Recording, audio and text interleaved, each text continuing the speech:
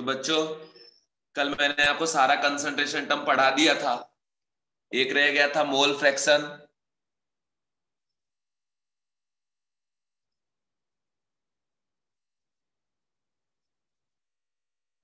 जो मैं आपको बताने जा रहा हूं, ध्यान से देखेंगे, ठीक है। मोल फ्रैक्शन, सबसे पहली बात तो फ्रैक्शन। फ्रैक्शन का मीनिंग क्या होता है बच्चों? Value less than 1।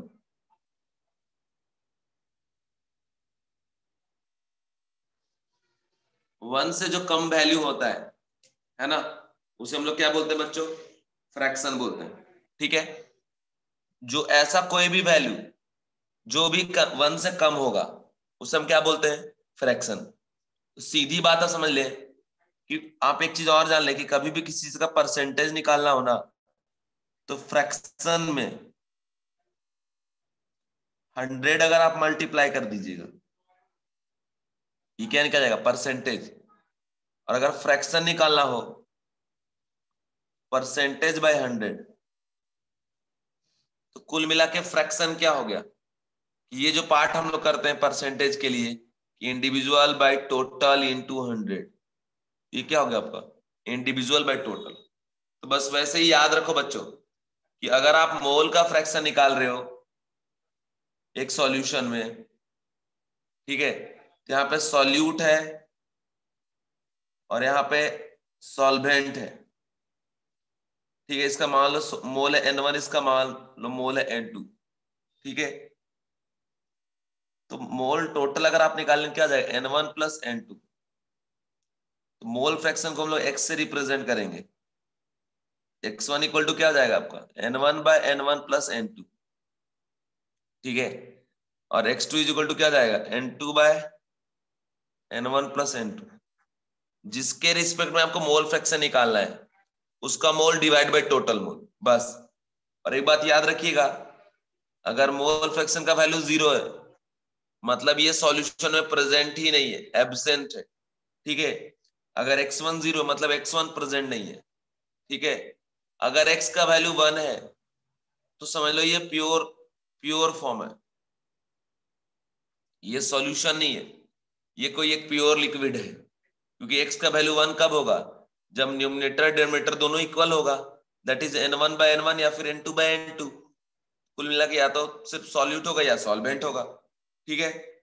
x का जो वैल्यू है greater than 0 and less than क्या होता है? 1 ऑलवेज, ठीक है। और एक बात याद रखना बच्चों, x1 प्लस x2 का वैल्यू क्या होता है? 1, ठीक है। कैसे? N1 by N1 plus N2 और plus N2 bye N1 plus N2, ये वैल्यू कितना हो गया बच्चों?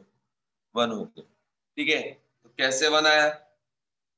जब इसको आप सम करेंगे ना तो 1 के बराबर आ जाएगा। यहां से कंडीशन याद रखिएगा कि अगर आपको x1 निकालना हो तो कर देंगे 1 माइनस x2, तो ये हो गया आपका मोल फ्रैक्शन, ठीक है बच्चों। मोल फ्रैक्शन आप इस तरीके से कैलकुलेट कर लीजिए। क्लियर है? क्लियर है बच्चों आप सबको?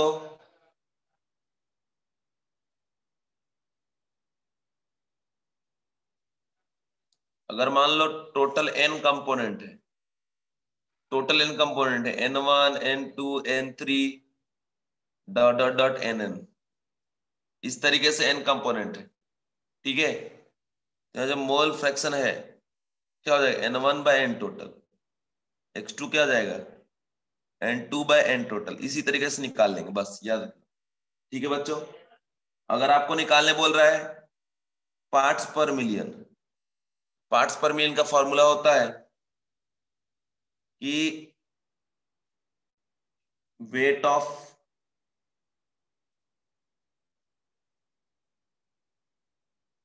मास ऑफ सॉल्यूट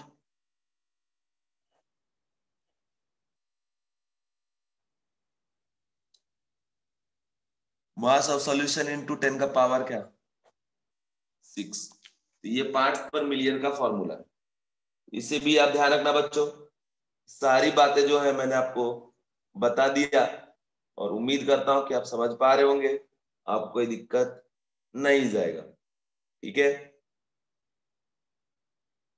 तो यहां तक सारी बातें समझ में आ गई क्या बच्चों?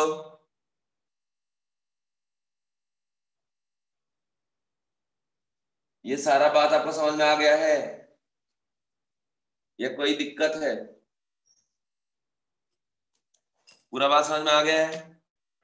तो देखिए ये सारा कंडीशन आप ध्यान रखना, कोई भी दिक्कत नहीं होना चाहिए।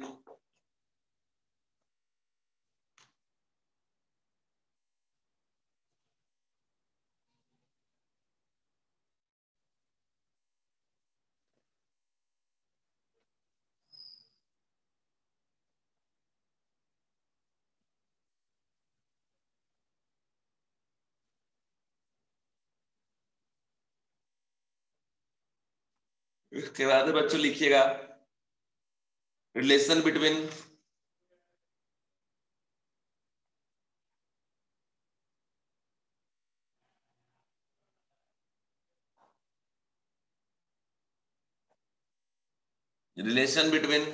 What molarity and molality.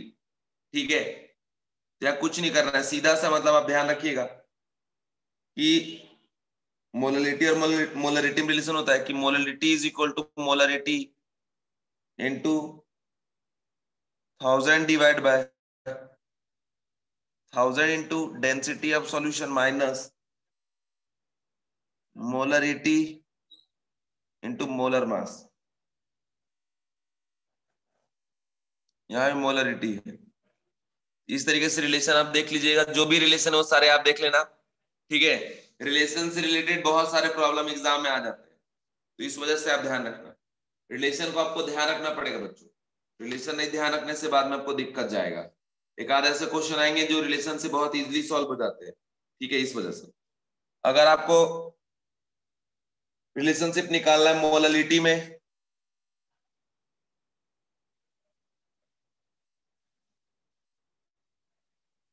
And mole fraction में, ये कैसे निकलेगा?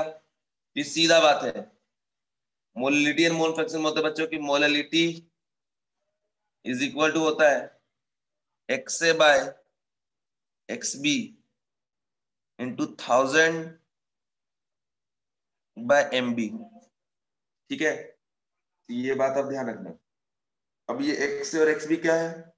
एक बाइनरी सॉल्यूशन है जिसमें एक्स है बच्चों, एक्स से रिप्रेजेंट कर रहा है mole fraction of solute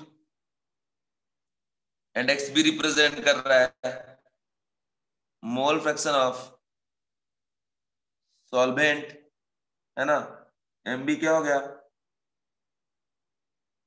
molar mass of solvent. Okay, तो ये कंडीशन है, इस कंडीशन को बच्चों आप ध्यान रखना। इसके हिसाब से जो भी कंडीशन मैंने यहाँ पे आपको बताया है, इन कंडीशनों को अच्छे से ध्यान में रखिएगा बच्चों। अगर आप ध्यान रखेंगे कभी भी आपको कोई दिक्कत जाने वाला नहीं है। ठीक है, अब अगर मैं बता दूं आपको relation between molarity and mole fraction, molarity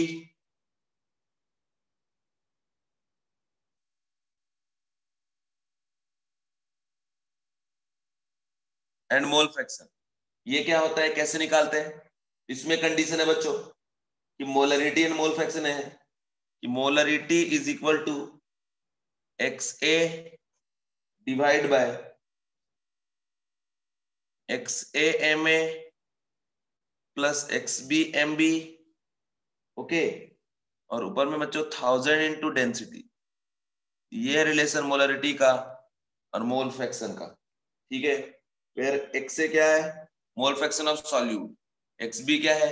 mole fraction of solvent. ठीक है बच्चों, इस तरीके से आप ध्यान रखना। ठीक है, तो यहां तक के जो भी बातें हैं इंपॉर्टेंट, सारी बात मैंने आपको बता दिया। ओके माय डियर स्टूडेंट, तो जितना भी कंडीशन है सारा सिचुएशन मैंने आपको यहाँ तक बता दिया है। जो भी रिलेशन है जितने टाइप के, वो सारा मैंने आपको बता दिया। एक और इंपॉर्टेंट रिलेशन है बच्चों, relation between percent W by W and percent W by B. Percent W by W and percent W by B. ठीक है, इसमें क्या हो जाएगा रिलेशन? If density of solution is given, इसमें मतलब कंडीशन है कि डेंसिटी ऑफ सॉल्यूशन का होना जरूरी है। ठीक है, तो हम लिखते क्या है, परसेंट डब्ल्यू बाय भी is equal two percent W by W, okay, percent W by W into density, ये आ जाता है। या फिर अगर आपको निकालना हो परसेंट डब्ल्यू बाय डब्ल्यू, क्या कर देंगे, परसेंट डब्ल्यू बाय भी डिवाइड बाय डेंसिटी। ठीक है बच्चों, तो ये कंसेप्ट हो गया, समझ गए क्या, तो ये ध्यान रखना। इसके बाद है रिलेशन बिटवीन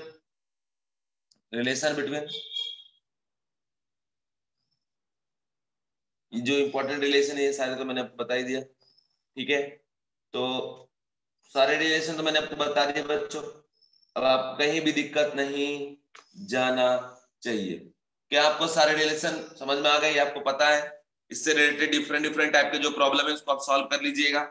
अब आप देखें इधर ये सारा कंडीशन मैंने बता दिया, यहाँ से कंसंट्रेशन टर्म जितने बच्चों डिफरेंट टाइप के, वो सारे कंसंट्रेशन टर्म मैंने आपको बता दिया है। और कल स्टेट बोर्ड का जितना भी है क्वेश्चन एक्सरसाइज में, वो सारे सॉल्व करके पीडीएफ फॉर्मेट में हमें सेंड करेंगे पहले की तरह। सारा रिलेशन वगैरह बता दिया हूं। रिलेशन में कोई दिक्कत है क्या बच्चों किसी को, और कोई दिक्कत है किसी को? Give me answer please. किसी को प्रॉब्लम है रिलेशन में? नो, चलो ठीक है, कोई दिक्कत नहीं है ना। ठीक है बच्चों, अब हम लोग आते हैं वेपर प्रेशर पे।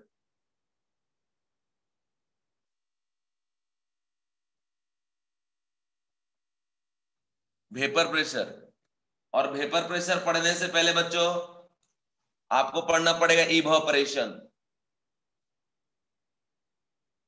इवोपरेशन, अभी इवोपरेशन क्या होता है, तो सीधा सा कंडीशन आप समझ लें। इवोपरेशन का मैं कंडीशन बताता हूं कि जब एक कंटेनर में आपने लिक्विड ले लिया, ठीक है, तो लिक्विड का ये मॉलिक्यूल है, मान लो ए,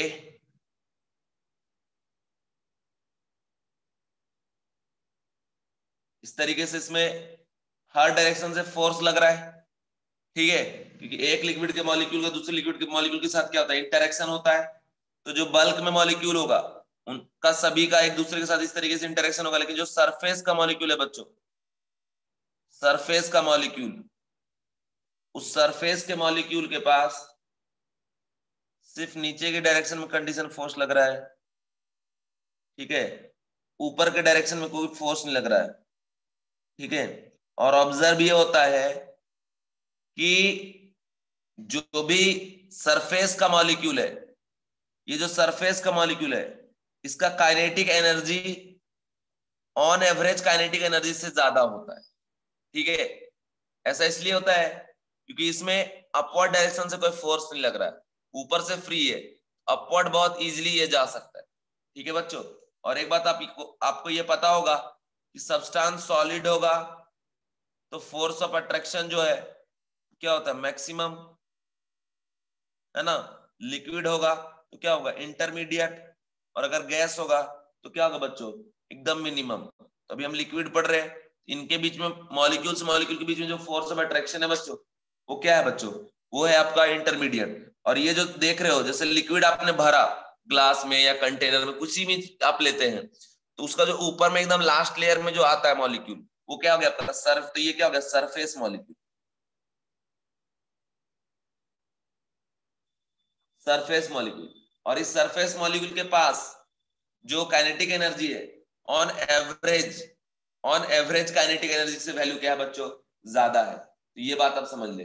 अब होता क्या है कि जैसे जैसे इवापोरेशन में क्या होता है, थोड़ा बहुत अगर हमने इसको हीट किया, जैसे हमने इसको हीट किया, हीट करेंगे तो मॉलिक्यूल के बीच का जो इंटरेक्शन फोर्स है वो क्या होगा, ब्रेक होना चालू होगा। सबसे पहले कौन सा ब्रेक हो जाएगा, जो सरफेस का मॉलिक्यूल है। ठीक है, और सरफेस का मॉलिक्यूल स्पॉन्टेनियसली लिक्विड से किसमें कन्वर्ट होना चालू हो जाएगा, गैस में। ठीक है, ये बल्क वाला नहीं होगा, कौन होगा, जब भी होगा तो सरफेस वाला, क्योंकि सरफेस वाले में अपवर्ड डायरेक्शन से कोई फोर्स नहीं लग रहा है। तो बच्चों क्या होगा, spontaneously surface molecule converted into what, gaseous form, ठीक है। और जो गैसियस फॉर्म में जा रहा है, इसी प्रोसेस को हम लोग क्या बोलते हैं बच्चों, evaporation.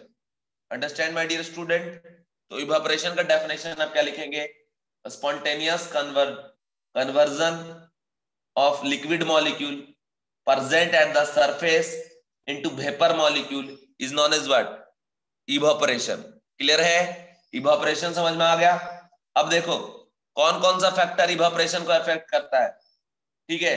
Factor affecting rate of evaporation, तो बच्चों रेट ऑफ इवापोरेशन डिपेंड करता है टेम्परेचर पे, दूसरी बात डिपेंड करता है ये सरफेस एरिया पे, सरफेस एरिया पे, है ना, समझ रहे हो। और तीसरा कंडीशन और भी है जो बताऊंगा मैं। अब जैसे अगर टेम्परेचर का मैं बात करूं बच्चों, तो जितना ज्यादा टेम्परेचर बढ़ाते जाओगे, इनके बीच का जो इंटरेक्शन फोर्स उतना क्या हो जाएगा, ब्रेक होते जाएगा, और उतना इजीली क्या होगा, इवापोरेट होगा, ठीक है। तो हम लोग क्या लिख सकते हैं, rate of evaporation directly proportional to temperature. दूसरी बात आप देखो, जितना ज्यादा सरफेस का मॉलिक्यूल होगा, ठीक है, उतना ज्यादा क्या होगा, इवापोरेशन होगा एक साथ। सरफेस एरिया जितना बड़ा होगा, सरफेस का मॉलिक्यूल भी क्या होगा, उतना ज्यादा, और जितना ज्यादा सरफेस का मॉलिक्यूल होगा, इवापोरेशन का रेट भी क्या होगा बच्चों, उतना ही ज्यादा। तो आप यहां से ये भी लिख सकते हैं कि rate of evaporation directly proportional to surface area, ठीक है बच्चों। इसके बाद मैं बता दूं आपको मैं बता दूं, ये नेचर ऑफ लिक्विड पे भी डिपेंड करता है, ठीक है। डिफरेंट डिफरेंट टाइप के लिक्विड होते हैं, ऐसा लिक्विड जिसमें फोर्स ऑफ अट्रैक्शन ज्यादा हो, ऐसा लिक्विड जिसमें फोर्स ऑफ अट्रैक्शन कम हो। तो सीधा याद रखिएगा कि rate of evaporation inversely proportional to force of attraction between liquid molecule. जितना ज्यादा फोर्स ऑफ अट्रैक्शन होगा, उसके इवापोरेशन का रेट उतना ही क्या होगा बच्चों, कम होगा। ऐसा क्यों, ऐसा इसलिए क्योंकि फोर्स ऑफ अट्रैक्शन मॉलिक्यूल को बाइंड करके रखने का काम करता है। जितना ज्यादा फोर्स होगा, ठीक है ना, उतना कम इवापोरेशन होगा। इसके बाद है बच्चों, फोर्थ कंडीशन है कि जब आप किसी लिक्विड के सरफेस पे ड्राई एयर को पास कराएंगे, ठीक है, सपोज ये लिक्विड का सरफेस है यहां पे, ठीक है, हम यहां से ड्राई एयर पास करवा रहे हैं, तो ड्राई एयर के पास टेंडेंसी होता है मॉइस्चर को एब्जॉर्ब करने का। मॉइस्चर को एब्जॉर्ब करने का मतलब क्या, लिक्विड के मॉलिक्यूल को एब्जॉर्ब करने का। तो जो सरफेस का लिक्विड मॉलिक्यूल होगा, इसको ये एब्जॉर्ब करने का काम करेगा, कौन, ड्राई एयर। तो ड्राई एयर पास कराने पे बच्चों क्या होता है कि इवापोरेशन का रेट क्या होता है बच्चों, बढ़ता जाता है। अंडरस्टैंड। तो मैंने यहाँ पे जो आपको इवापोरेशन का कंडीशन बताया, क्या ये कंडीशन आप लोगों को समझ में आ गया बच्चों, गिव मी आंसर प्लीज।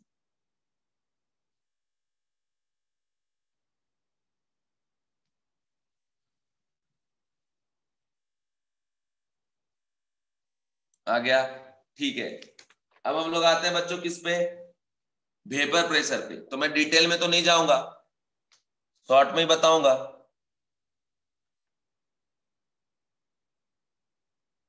अच्छा बताओ, वेपर प्रेशर किसी को दिक्कत है या सिर्फ फॉर्मूला बता के आगे बढ़ूं। वेपर प्रेशर में किसी को दिक्कत है या फॉर्मूला बता के आगे बढ़ूं।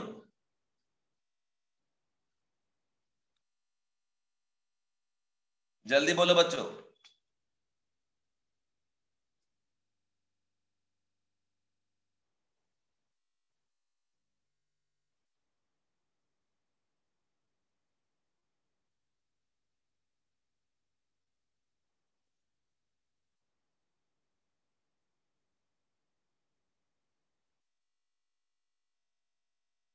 अरे बोलो तो यार, वेपर प्रेशर का फॉर्मूला बता के आगे बढ़ जाऊं या इसका पूरा कंडीशन जानना है आपको।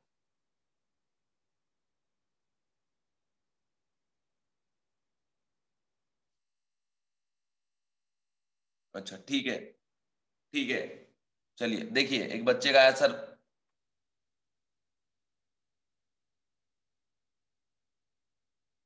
देखो वेपर प्रेशर क्या होता है, शॉर्ट में बताता हूँ एकदम बिल्कुल।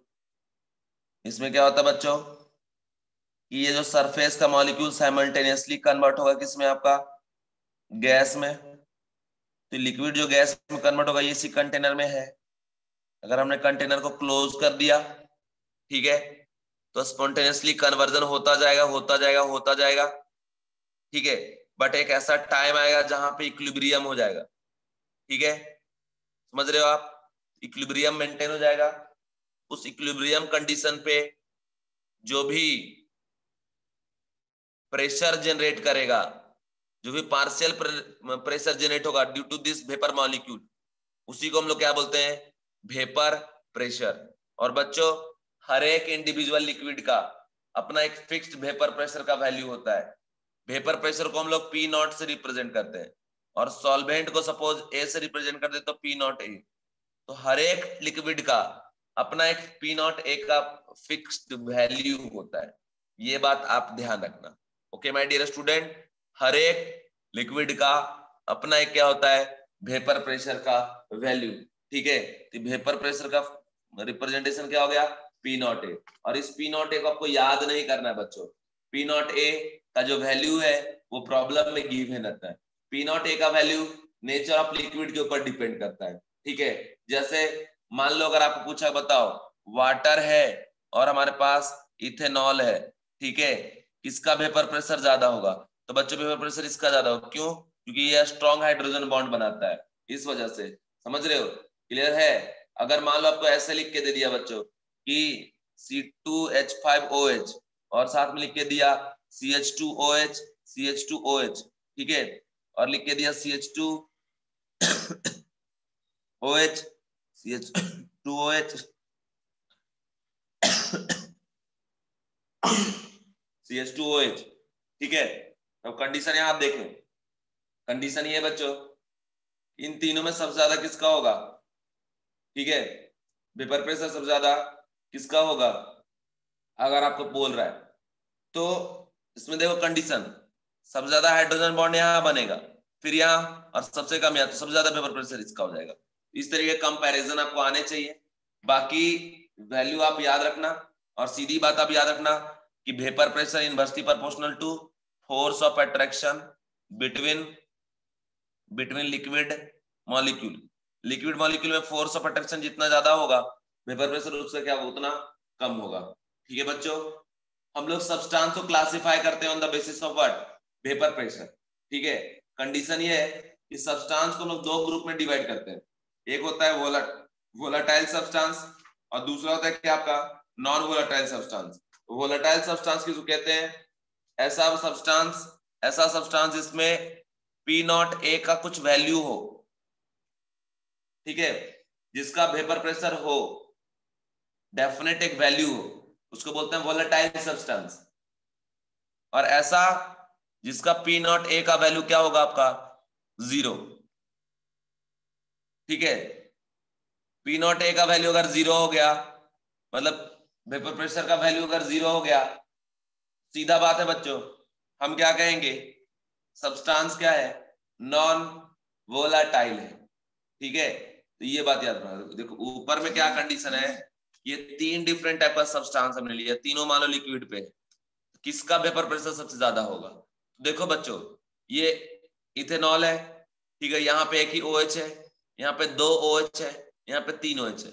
यहाँ पे एक साइड से हाइड्रोजन बॉन्ड बनाएगा, यहाँ 2 साइड से या 3 साइड से। तो जितना ज्यादा हाइड्रोजन बॉन्ड बनाएगा force of attraction between molecules क्या होगा उतना बढ़ता जाएगा। तो इसकी वजह से उसका वेपर प्रेशर क्या होगा, कम होता जाएगा। इन तीनों में सबसे ज्यादा वेपर प्रेशर किसका हो जाएगा, इथेनॉल का, ठीक है। तो ये सारा कंडीशन है, इस कंडीशन का आप ध्यान रखिएगा, और जो भी सिचुएशन है इसको आप समझ के चलिएगा, ठीक है बच्चों। अब बताया मैंने कि वेपर प्रेशर को हम लोगों ने वेपर प्रेशर की बेसिस पे सब्सटेंस को 2 ग्रुप में डिवाइड किया। कुछ पर्टिकुलर अगर वैल्यू है तो वो हो जाएगा आपका क्या, vapour pressure of what, vapour pressure of liquid, मतलब अगर डिफाइन है तो हो जाएगा वोलेटाइल, और अगर पी नॉट ए का वैल्यू 0 है तो हो जाएगा नॉन वोलेटाइल। जैसे अगर बोला जाए यूरिया, है ना, अगर बात करें यूरिया या ग्लूकोज, ये सब क्या होता है, सॉलिड होता है, इनका वेपर प्रेशर क्या होगा 0 होगा। P not of urea is 0, P not of glucose is क्या आपका 0, ठीक है, समझ रहे हो। और वेपर प्रेशर किसके ऊपर डिपेंड करता है बच्चों, टेम्परेचर के ऊपर। क्यों, क्योंकि ये एक एंडोथर्मिक रिएक्शन है और इक्विलिब्रियम को अटेन कर रहा है, तो जितना ज्यादा टेम्परेचर बढ़ाएंगे रिएक्शन अपवर्ड डायरेक्शन में जाएगा। और एक बात आप जान लीजिए कि ये जो वैल्यू है वो इक्विलिब्रियम कांस्टेंट के बराबर हो जाता है वेपर प्रेशर का, इसलिए जब तक आप टेम्परेचर नहीं बदलोगे वेपर प्रेशर का वैल्यू भी बदलने वाला बच्चों नहीं है, ठीक है, समझ गए क्या। अब कंडीशन ये है कि एक होता है क्लैसियस क्लेप्रॉन इक्वेशन, जिसके हेल्प से हम लोग फाइंड आउट करते हैं कि टू डिफरेंट टेम्परेचर पे एक ही लिक्विड का वेपर प्रेशर क्या होगा। जैसे मैं आपको बताना ये चाह रहा हूं कि अगर लिक्विड और गैस के बीच में इक्विलिब्रियम बन रहा है तो यहाँ पे क्या लिख सकते हैं, Kp is equal to what, partial pressure of gas, और लिक्विड तो इन्वॉल्व ही नहीं होगा, ठीक है, तो Kp के बराबर क्या हो गया, ये आपका प्रेशर हो गया, और इसी प्रेशर का नाम हमने क्या रख दिया, वेपर प्रेशर। वेपर प्रेशर किसके बराबर गया, Kp, और Kp को ब्रह्मा जी का वरदान प्राप्त है कि बेटा तुम कभी भी किसी से चेंज नहीं होगा, हर बार वैल्यू फिक्स रहेगा, बस टेम्परेचर से बच के रहना।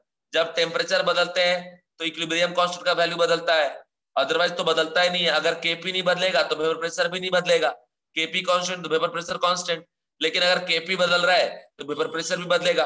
और Kp कब बदलता है बच्चों, टेम्परेचर बदलने के साथ ही Kp का वैल्यू बदलता है माय डियर स्टूडेंट, ओके। तो इस कंडीशन को आप ध्यान रखना, इस सिचुएशन को आप ध्यान रखना, ठीक है। तो ये मैंने बता दिया। क्लैसियस क्लेप्रॉन इक्वेशन क्या होता है, तो जैसे नॉर्मली आप पढ़ते हैं ना कि log k2 by k1 is equal to del h by 2.303 r 1 by t1 minus 1 by 2t, बस वही इक्वेशन में यहाँ पे log p2 by p1, kp2 की पोजीशन पे p2 आ जाएगा और kp1 के पोजीशन पे p1 आ जाएगा, is equal to del h by 2.303 r 1 by t2 और minus sorry 1 by t1 minus 1 by t2। तो ये आ गया, इसको बोलते हैं बच्चों क्लैसियस क्लेप्रॉन इक्वेशन, ठीक है।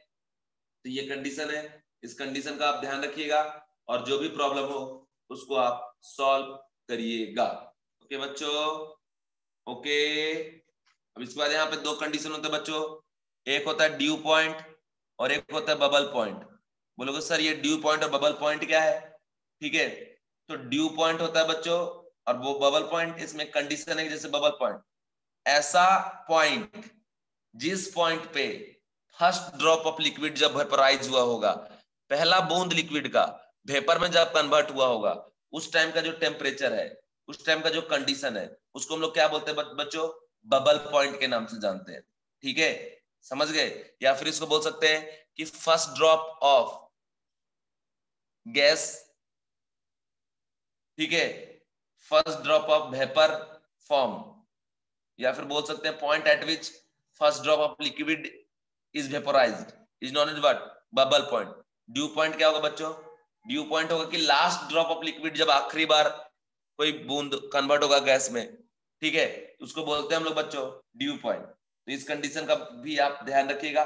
बहुत सारी बातें हैं, डिटेल में पढ़ाने जाऊं अगर तो 2 दिन तो इसी में लग जाएगा, तो अपने पास भी उतना टाइम तो है नहीं। अभी मेन इस लेक्चर का पर्पस ये है कि आपको जिस टॉपिक में दिक्कत हो मैं उस टॉपिक का डिस्कशन करूं, ठीक है ना बच्चों। इसलिए मुझे यहाँ पे ज्यादा इस पे डीप में नहीं जा रहा हूं, ठीक है। तो वेपर प्रेशर में आपको बात समझ में आ गया बच्चों, वेपर प्रेशर बात समझ में आ गया। अब मैं जाता हूं vapour pressure of what, solution, ठीक है, जिसमें सॉल्वेंट को ए से रिप्रेजेंट करेंगे और बी से रिप्रेजेंट करेंगे सॉल्यूट को, ठीक है, ये सॉल्वेंट, ठीक है बच्चों। अब एक चीज आप देखो, मेरी बात को समझो, मेरी बात क्या है कि जब आप सॉल्यूशन प्रिपेयर करेंगे तो सॉल्यूशन में क्या लेंगे आप, सॉल्यूट प्लस सॉल्वेंट, ठीक है। सॉल्वेंट कैसा होगा आपका, लिक्विड स्टेट में होगा, ये कैसा आपका वोलेटाइल, लेकिन सॉल्यूट तो दो टाइप का हो सकता है, वोलेटाइल भी हो सकता है या फिर नॉन वोलेटाइल भी हो सकता है ना, कुछ भी हो सकता है, volatile plus volatile non volatile plus non volatile, non volatile plus volatile, ठीक है। तो बच्चों अगर मैं केस 1 लेके चलूं, केस 1, तो केस 1 में क्या है कि मान लो हमने मिक्स कर दिया नॉन वोलेटाइल सॉल्यूट को इसके साथ, वोलेटाइल सॉल्वेंट के साथ, ठीक है। तो कंडीशन है बच्चों कि मान लो हमने यहां लिख दिया नेचर, नेचर, ये सॉल्यूट है और ये आपका सॉल्वेंट है। तो सॉल्यूट का नेचर है volatile, sorry non volatile,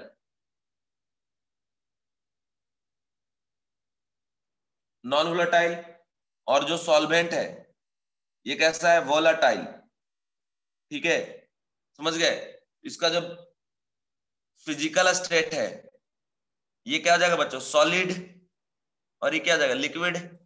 non volatile मतलब सॉलिड। थर्ड कंडीशन बच्चों वेपर प्रेशर का, तो सॉल्यूट को बी से रिप्रेजेंट करते हैं, सॉल्वेंट को ऐसे। तो सुनो, पी नॉट बी का वैल्यू क्या हो जाएगा, 0, और ये पी नॉट ए का कुछ ना कुछ अपना वैल्यू होगा, ठीक है, जो कि गिवन रहेगा प्रॉब्लम में।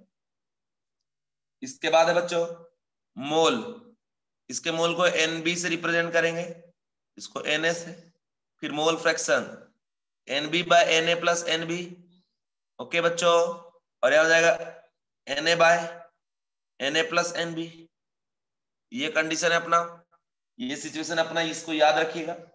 इसके बाद है माय डियर स्टूडेंट कि जब भी हम मोल फ्रैक्शन का सम निकालेंगे एक्स ए प्लस एक्स बी, ये किसके बराबर हो जाएगा, 1 के बराबर, 1 के बराबर हो जाएगा बच्चों, ओ बच्चों, ठीक है। बच्चों डाल्टन्स लॉ पार्शियल प्रेशर आप पढ़े हो ना, डाल्टन्स लॉ पार्शियल प्रेशर पढ़े हो ना।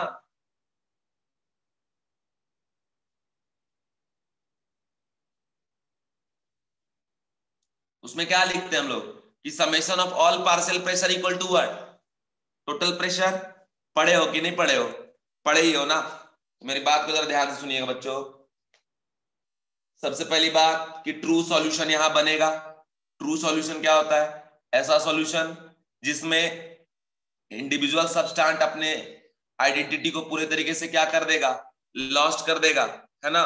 उसी को हम लोग क्या बोलेंगे बच्चों, उसी को बोलेंगे हम लोग ट्रू सॉल्यूशन। अब इसमें जरा कंडीशन आप देखिए, कंडीशन ये है कि ये देखिए यहाँ पे प्योर जब सॉल्वेंट हमने ले रखा है ए, इसके अमाउंट से कोई लेना नहीं, अमाउंट ज्यादा लो या कम लो, जब भी वेपराइज होगा तो यहाँ क्या बनेगा आपका पी नॉट ए।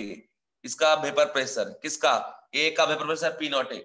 मान लो इसमें हमने सॉल्यूट ऐड कर दिया, सॉल्यूट जो कि नॉन वोलेटाइल है ना, तो ऐड करने के बाद एक सॉल्यूशन बन जाएगा। तो ये बच्चों यूनिफॉर्मली मिक्स होगा, आपको भी ये चीज पता है।